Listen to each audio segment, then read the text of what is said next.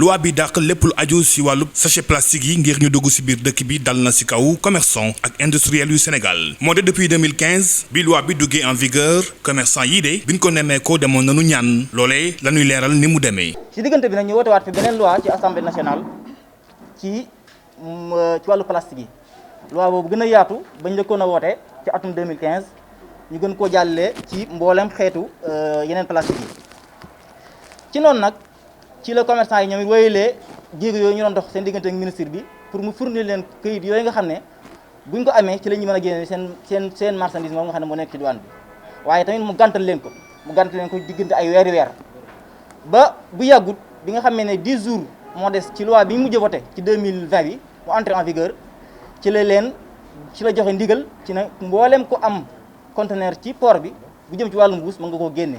li leen jaaxal mooy kilifa gi dafa wëlbatikuwaat ci ginnaaw yebal ay ndaw ñu mën a dugg ci marché yi di retirer yi les sachets loolu nag jaaxal na leen ndaxte ñoom jàpp nañu ni deful lu dul ndërmeel seen koom yàq seen liggéey. waaye bi nga xamee ne dédouane nañ conteneur ba génn ko war koo jaay ñu gis ay nit yoo xam ne ministre de l'environnement Abdou Karim Sall moo leen yónni ñuy wër di nanguwaat alal jooju nga xam ne commerçant yi jëlee nañ ko ci port bi dédouane nañ ko.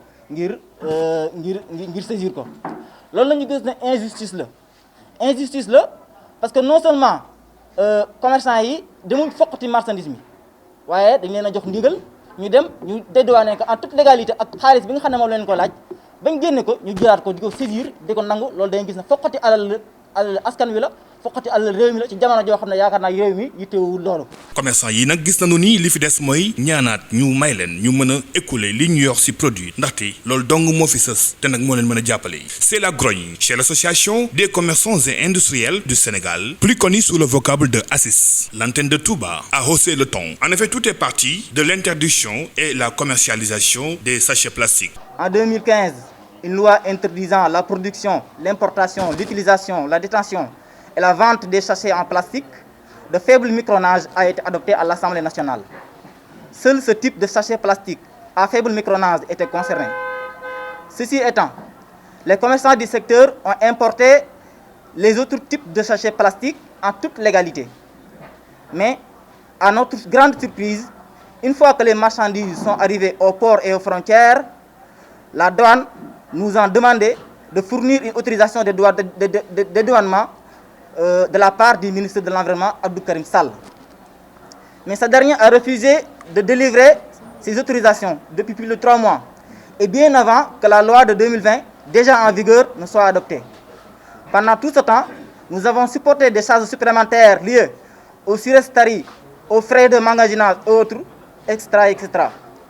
10 jours avant l'entrée en vigueur de la nouvelle loi sur les sachets plastiques, le ministre a donné son aval pour la déclaration à douane des marchandises qui étaient jusque-là dans le port.